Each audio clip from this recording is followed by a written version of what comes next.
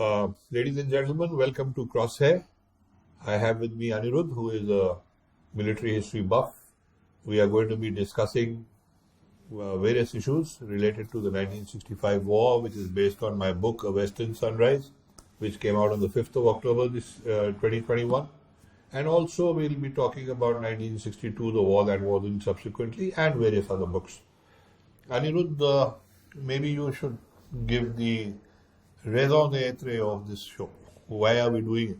So, while reading your books, the 62 book, and especially now that I've managed to finish 90% of the 65 book, one thing that came across very clearly, that you were alluding to certain things which were very interesting, but due to paucity of time, paucity of space, you just would hint and leave it at that and not elaborate. So this show, I believe, will be able to take us to those points which you have just alluded to or mentioned or even treated reasonably well, where now you have the scope of actually addressing the public and telling them what you had in mind while you were writing. For example, a classic example of one of the issues which even after having read your book, I'm not able to wrap my heads around, is the Indian Air Force in 1965, or shall I say the abject absence of the Indian Air Force, especially in the opening days.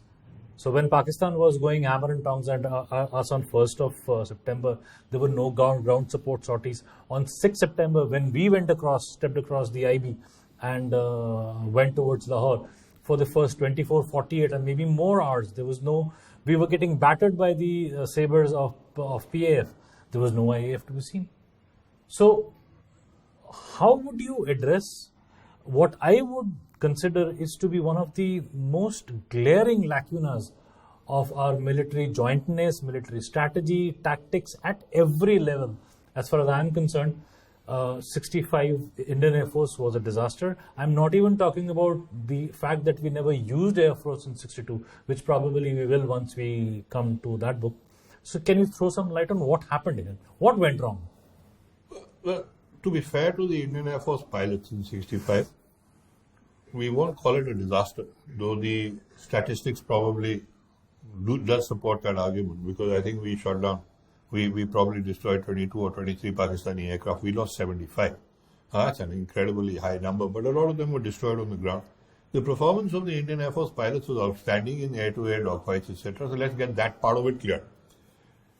As the overall failure of the joint command, that is, now I'm talking about General Chaudhary, who was the chief of Army Staff, Arjun Singh, who was the chief of the Air Force, and the various commanders, the senior commanders on the ground. As far as the Air Force was concerned, the blame for that lies at their doorstep, not at the doorstep of the Air Force per se. Because, Air Force pilots were waiting. They were waiting all the time to be given ground sorties. They were waiting to go. On the 6th of September, when the whole attack has taken place, not a single ground support sortie was launched. Why? So I'm coming to that now. We have to go back a little bit. Somehow the situation that had developed in 1965, General Chaudhary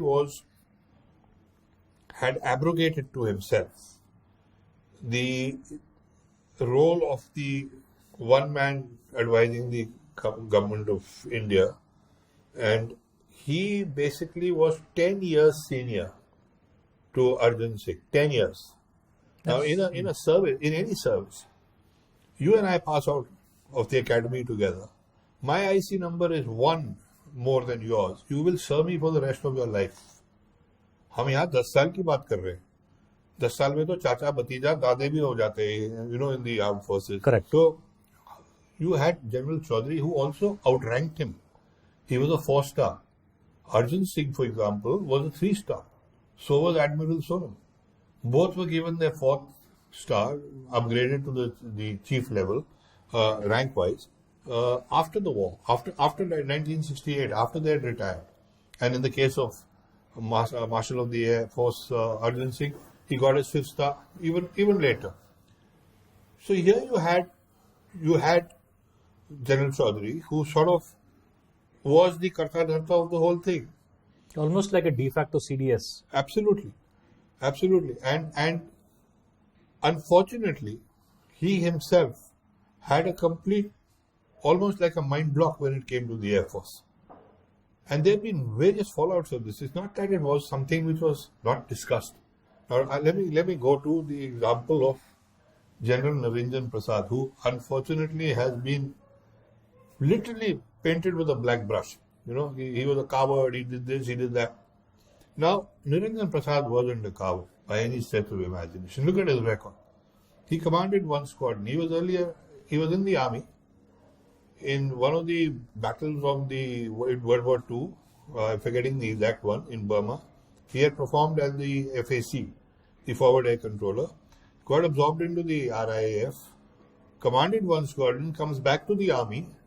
In 1947-48, in November 7th actually, the Battle of Selatang, where we used Tempest, it is Narenjan Prasad who led the attack from the ground. He was the FAC. Correct. In 1962, he froze. He was removed.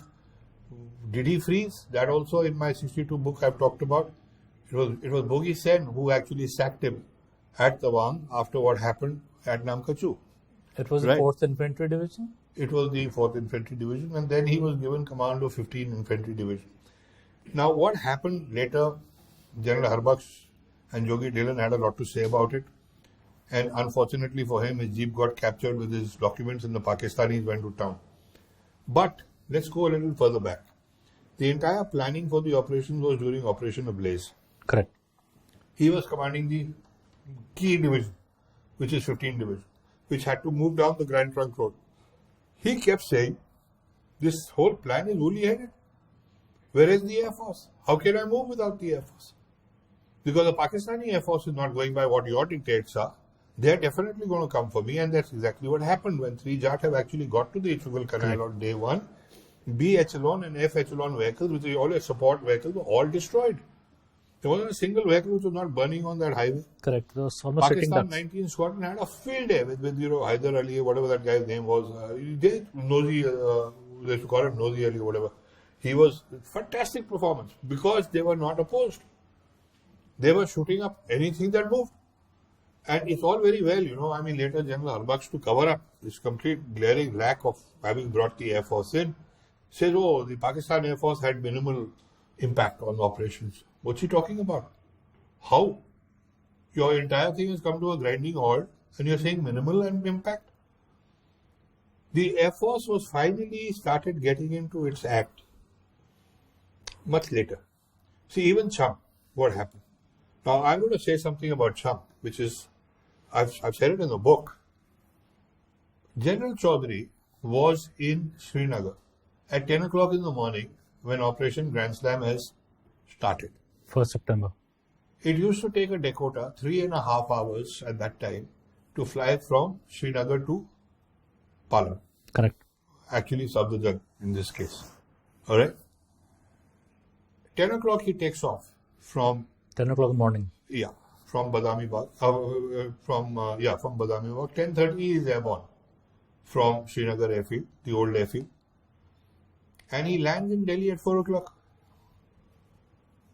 Where was the chief for those 3.5 hours? I say, right, okay, we give you airtime. Let's say you land somewhere, you refuel. Obviously, you have to land somewhere. You can't be up in the air. So half an hour for refueling, 4 hours. Still 2 hours missing.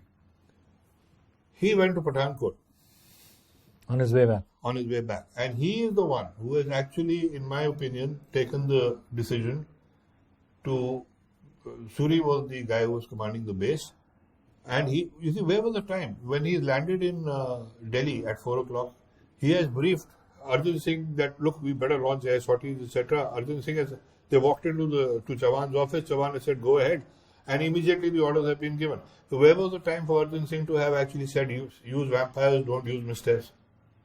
The planning was done because of your de facto air chief was, CDS was General Chaudhary. 2 घंटे में जो गड़बड़ इसने की है, it's not funny. So they have launched those vampires. The problem is not launching vampires.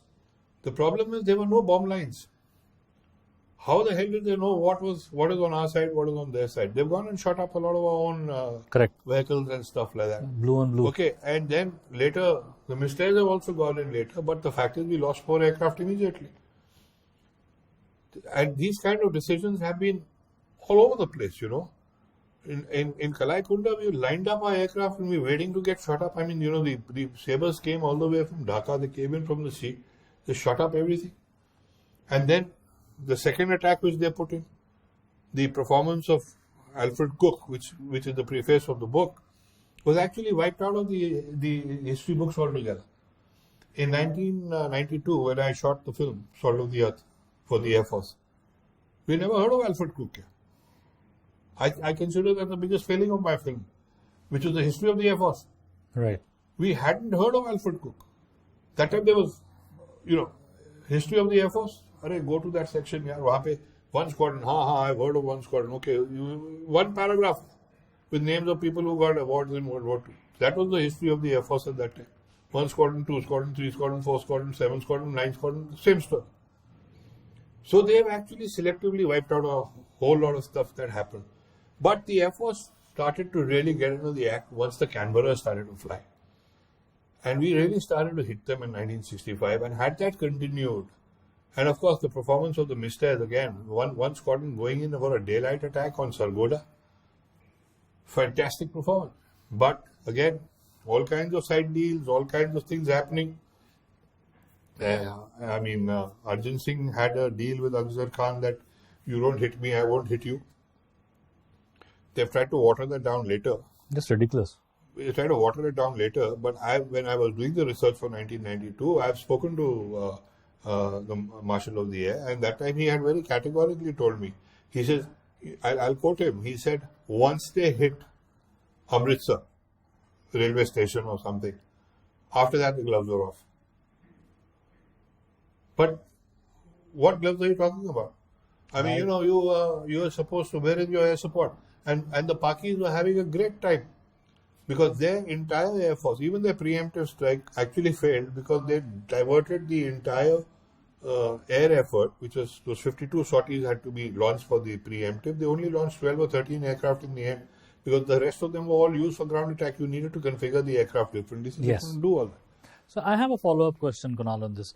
I'll take you back to Operation Ablaze.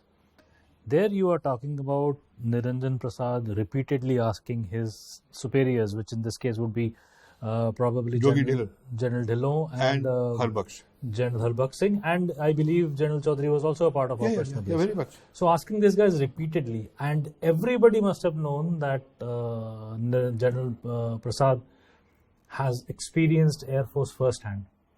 My question is that in spite of all this, what kind of mindset would make the other three generals, I'm not sure whether General Dunn was a part of Ablaze or not. I'm assuming he was brought in later. But he finally did command he commanded one corps, but he was, in fact, that corps existed on paper till the attack. So what kind of mindset, can you delve into the mindset of a Chaudhary or a Harbaksh Singh or a Jogi Dhillon to deny something which in retrospect is an absolute no-brainer? See, Anirudh, today we are sitting in 2022. Our whole concept of air travel, our whole concept of air, our whole concept of air power is very different from what it was in the 60s. You know, for at that time, even to catch a flight to go to Bombay used to be a big thing, you know. Correct. So it was a psychological thing. Go 3 years further back, go into 62. The complete lack of the initiative to use the Air Force as a offensive weapon platform. We used it like hell when it came to support. Dakotas were flying, everything was happening. We were supplying through the air. B-4s were flying in and out, supplying the front areas in Ladakh especially. The fact is that using air power, even today there is a problem. Even today we have not really integrated the two things. I mean, I filmed the Kargil war, as you know that, and let me tell you that there were two different battles going on. There was the Air Force was fighting a different war, the Army was fighting a different war. I mean, you can say what they want now, but I can give you instances and examples which I've experienced on the ground. I've flown a lot with the Air Force. I've flown in just about every fighter type, every fighter type, and with every helicopter and everything. But I've also experienced it from another perspective, where when we were launching attacks on the ground and the Air Force was nowhere to be seen. At that time, it's all very well to talk about interdiction, it's all very well to talk about this, that, and the other, but the guy on the ground, when he's attacking an objective, he wants his whole country's resources focused on that, including the Air Force. He wasn't there. So this mindset is something that we have to live with, and we have to change, because we can't carry on like this. I will just wrap up this session by just pointing out a couple of things here. Firstly, most of the senior generals who participated in 65 had had their initial training during the World War II, either in the Kohima or the Imphal sector, or somewhere probably flying in the Europe.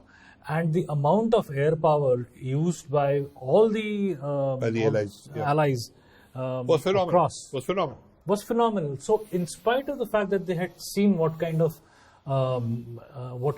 effect air power could have, it really boggles my mind to even take this your argument that they probably weren't very comfortable with air power, which doesn't make sense. They were not in the position where the decisions were being taken to use air power.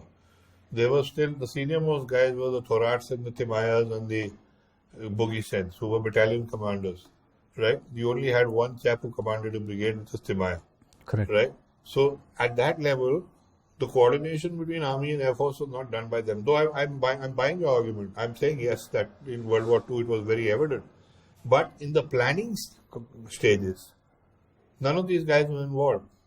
So in their own evolution, that's what I'm saying, that it hadn't quite evolved along with the whole thing. Had they been corps commanders or divisional commanders who had taken the decision and used the RIAF or the RAF or the USAF in Burma, etc., maybe the thinking would have been different.